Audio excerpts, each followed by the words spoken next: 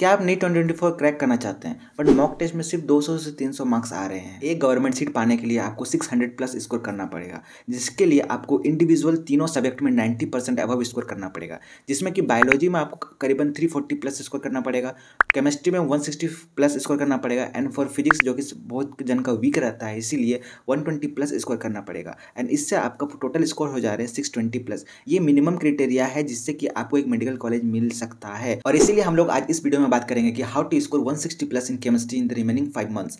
हमने पिछले वीडियो में फिजिक्स का एनालिसिस किया था कि कैसे फिजिक्स को हम स्ट्रॉन्ग कर सकते हैं इन द रिमेनिंग 5 मंथ्स। अगर आपने वो वीडियो अभी तक नहीं देखा है तो प्लीज़ जाके देखिए, वो आपको बहुत ज़्यादा मदद करेगी। Chemistry is one of the easiest and the highest scoring subject after bio. If you put an extra effort, you can easily score 160. During my NEET preparatory days मुझे याद आ रहा है कि how I used to love chemistry. मुझे chemistry solve करने में बहुत ज़्यादा मज़ा आता था, खासकर मुझे ऑर्गेनिक मेरा फेवरेट था। इस वीडियो में मैं अपना पर्सनल एक्सपीरियंस एंड अपना स्ट्रेटेजीज एंड डिफरेंट मेथड्स आपके साथ शेयर करूंगा, जिससे कि मेरा ही नहीं बल्कि और भी बहुत सारे हजारों बच्चे हैं जिनका केमिस्ट्री में मार्क्स जो है वो बूस्ट हुआ है। एंड आई नो इस वीडियो को देखने के बाद आपका भी मार्क्स बहुत ज़्यादा अच्छा इंप्रूव कर जाएगा। तो stick to the video till end, आपको बहुत ज़्यादा हेल्प होने वाली है केमिस्ट्री में। चलिए स्टार्ट करते हैं। As we know that only 5 months are remaining now, I will share 6 hacks that will boost your score in chemistry. देखो, सबसे पहले तो आपको अपना सिलेबस जानना पड़ेगा। एनटीए इतना ज़्यादा फ्लक्चुएट कर रहा है अपना सिलेबस कि बच्चे सारे परेशान हो गए। बट एनटीए ने फाइनल सिलेबस जो नीट के लिए नीट 2024 में आने वाला है वो फाइनली रिलीज़ कर दिया है। और उसका कुछ एग्जांपल मैं आपको यहाँ पर स्क्रीन में आप देख पा रहे होंगे। और ये सारी चीज़ आप डाउनलोड कर सकते हो from my Telegram channel, the link is given in the description. और साथ ही साथ आप देख पा रहे होंगे कि सारे चैप्टर्स के कितने सारे क्वेश्चन आ सकते हैं। ठीक है, the point number 1 to be remembered is follow a specific teacher. सबसे पहले आपको एक स्पेसिफिक टीचर चाहिए होगा for each part, it is physical, chemistry, inorganic and organic. आप उस टीचर के लेक्चर देखोगे एंड सबसे पहले उस टीचर के नोट्स बनाओगे। जितने भी टीचर्स होते हैं ना, उसके नोट्स जो है खासकर केमिस्ट्री के लिए बहुत ज़्यादा इंपॉर्टेंट होते हैं। एंड 70 to 80% क्वेश्चन जो है ना वो नोट्स से ही आए। पॉइंट नंबर 2 कि आपने जो नोट्स बनाया आपको वो नोट्स याद करनी है and solve PYQ as much as you can solve PYQ, because PYQ is the hidden gem. आप उसको मिस नहीं कर सकते हैं। आप जितना ज़्यादा PYQ सॉल्व करोगे आपका मार्क्स उतना ज़्यादा बूस्ट होगा एंड आपका कंसेप्ट भी उतना ज़्यादा क्लियर होगा। एंड बिलीव में केमिस्ट्री में 60 to 70% क्वेश्चन रिपीट होते हैं, या तो सेम क्वेश्चन आ जाएंगे या फिर उसी टॉपिक पे क्वेश्चन आएंगे। Point number 3 is solve NCERT in text question and exercise question, खासकर ऑर्गेनिक एंड इनऑर्गेनिक के लिए। आप ये सारी चीज़ मिस नहीं कर सकते हैं, क्योंकि हम सभी ने PYQ में देखा है कि कितना ज़्यादा क्वेश्चन एज सच NCERT से उठाकर हमारे जो क्वेश्चन पेपर है उसमें दिए जाते हैं। जितने भी NCERT के इंटेक्स्ट एंड एक्सरसाइज क्वेश्चन उनको सॉल्व करो, खासकर ऑर्गेनिक एंड इनऑर्गेनिक। तो इंटेक्स्ट क्वेश्चन सॉल्व ना करना आपके लिए ऐसा है कि अगर आपके घर के फ्रिज में लड्डू है बट आप मीठा के लिए चीनी खा रहे हैं किचन से। Point number 4 is read NCERT।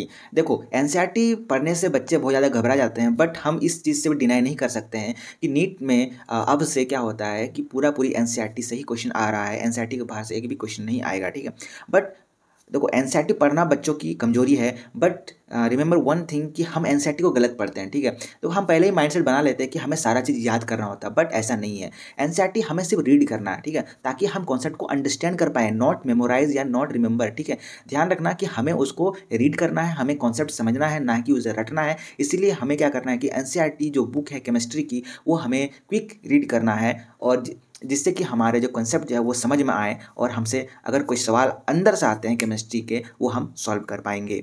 Physical chemistry का अगर आप ना भी पढ़ो तो चल जाएगा, but organic and inorganic must है, क्योंकि बहुत बार ऐसा हुआ है कि ऑर्गेनिक के जो रिएक्शंस होते हैं जो बुक में दिए रहते हैं वो ही आ जाते हैं उठ के, इनऑर्गेनिक के कुछ रिएक्शंस जो होते हैं वो आ जाते हैं उठ के। In my every video, I suggest each and every NEET aspirants to make short notes. Short notes are the real gem that can help you to boost score as much as you can. क्योंकि देखो, short notes क्या है, concise notes है, जो भी आपका sir के notes है, जो भी आपने PYQ पढ़ा है, जो भी आपने क्वेश्चन प्रैक्टिस के दौरान आपको लगा है जो इंपॉर्टेंट है, वो सारी चीज़ें मिला के आपने शॉर्ट नोट्स बनाया है। और जितनी बार आप शॉर्ट नोट्स को रिवाइज करोगे उतना ज़्यादा आपका जो है वो बार बार आपके सबकॉन्शियस माइंड में रिपीट होता जाएगा, और आपका जब भी आप सॉल्व करोगे ना आपका कभी भी क्वेश्चन जो गलत होने के चांसेस है वो बहुत मिनिमाइज हो जाते हैं। ठीक है, तो I will suggest each and every NEET aspirant to make short notes. ठीक है, तो केमिस्ट्री के और फिजिक्स के शॉर्ट नोट्स बनाना बहुत ज़्यादा इंपॉर्टेंट हो जाता है। ठीक, अगर आपको लग रहा है कि आपके पास अभी टाइम नहीं है, आप अपने शॉर्ट नोट्स नहीं बना सकते हो, तो 2 बुक मैं रिकमेंड करना चाहूँगा। ऑफकोर्स वो बुक स्पॉन्सर्ड नहीं है, बट मैंने वो दोनों बुक खुद यूज़ किया था during my NEET preparatory days, so link is given in the description, आप जाकर उन्हें चेकआउट कर सकते हो। मेक श्योर जो भी शॉर्ट नोट्स आप बना रहे हैं उसमें फिजिकल केमिस्ट्री की जो फॉर्मूला है वो होनी चाहिए, ऑर्गेनिक केमिस्ट्री की रिएक्शंस होनी चाहिए, एंड इनऑर्गेनिक केमिस्ट्री के जितने भी एक्सेप्शन एंड जितने भी ट्रेंड्स हैं वो सारी चीज़ें होनी चाहिए।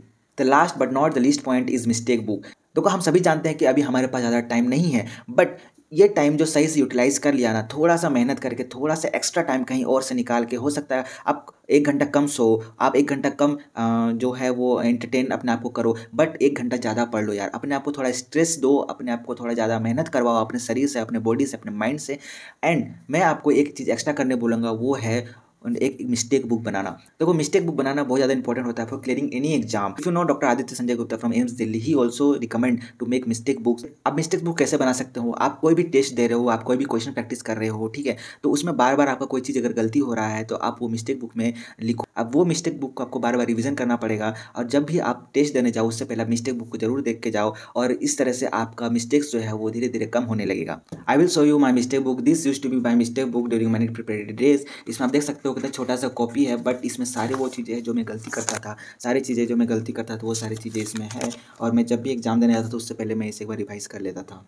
वो केमिस्ट्री उतनी टफ भी नहीं है, बस इसे समझने की देरी है। ये बायो के जैसा ही है, बस इसको समझो और रटो। बट कुछ चीज़ें आपको नहीं करनी है, वो कि केमिस्ट्री में टफ क्वेश्चन नहीं लगाने हैं, ठीक है। आप देख सकते हो केमिस्ट्री में कोई हार्ड क्वेश्चन आता ही नहीं है, वो इजी क्वेश्चन से आते हैं, तो आपको कोई टाइम वेस्ट ही होगा अगर आप टफ क्वेश्चन लगाते हो। अगर आपका सारा प्रैक्टिस हो गया है, आपने एनसीईआरटी भी पढ़ लिया, आपने पीवाईक्यू भी लगा लिया, आपका बहुत अच्छा प्रैक्टिस हो गया, तब आप ऑप्ट कर सकते हो कि आप थोड़े से टफर क्वेश्चन में जा सकते हो, जैसे कि जेईई मेंस लेवल का question, but I will not suggest. Calculation mistake is the main mistake, जिसमें कि क्या होता है कि फिजिकल केमिस्ट्री में मार्क्स बच्चे के कम आते हैं।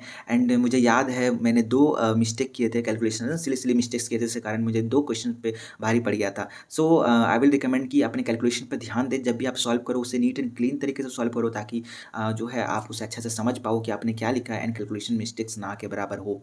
अगेन यूनिट एंड डायमेंशंस पे आपको ध्यान देना पड़ेगा, कहाँ पर सेंटीमीटर है, कहाँ पर मीटर है, कहाँ पर mm/g है, कहाँ पर बार है, हर जगह आपको अलग अलग यूनिट पे आपको ध्यान देना पड़ेगा कि क्वेश्चन का डिमांड क्या है। So this was it in this video. I have said all my experiences, जिससे कि आपका मार्क्स जरूर से जरूर बूस्ट होगा। आपको बस फॉलो करना पड़ेगा, मैंने जितने भी चीज़ें बताई है आपको उसको एक प्लेन पेपर में नोट डाउन करना है, और आपको उसको अपने स्टडी रूटीन में इन्वॉल्व करना है, उसको अपने स्टडी रूटीन में शामिल करना है। एंड आई गारंटी यू कि आपका 3 महीने में, 3 से साढ़े 3 महीने में आपका सिलेबस कंप्लीट होगा, एंड उसके बाद आपका धीरे धीरे मार्क्स भी बूस्ट होने लगेगा। सबसे पहले आपका सिलेबस कंप्लीशन पर ध्यान दो, सिलेबस कंप्लीशन होते ही आपका मार्क्स स्कोर जो है वो बूस्ट करेगा। सबसे पहले 120 आराम से आएगा, फिर 140, 160, आप उसके बाद आपके ऊपर है आप कितना ले जा सकते हो। And you can score 180, even you can score 180, and that's my word, remember my word कि आप 180 भी स्कोर कर सकते हो। बट आपको अपने आप पर भरोसा रखना पड़ेगा, आपको अपने प्रोसेस पर भरोसा रखना पड़ेगा। बाकी कोई भी मदद चाहिए मैं तो हूँ ही, कमेंट सेक्शन में जरूर अपने प्रॉब्लम को शेयर करो।